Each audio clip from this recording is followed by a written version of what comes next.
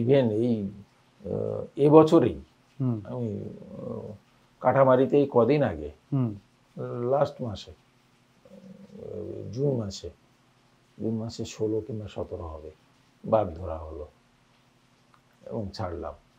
তো এটা কেন আসে, মানে ওখানে জঙ্গলে কি খাবারের অনেক কারণ হতে পারে। একটা হচ্ছে তার টেরিটোরিয়াল ফাইটে হেরে গেল, সে নতুন টেরিটরি খুঁজতে আসে।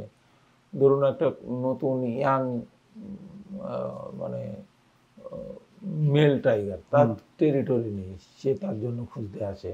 খাবার কম থাকলে খাবারের সন্ধানে আইল্যান্ড টু আইল্যান্ড ওরা সবসময় যায়, খাবার খুঁজে বেড়ায়, সেটার জন্য আসতে পারে।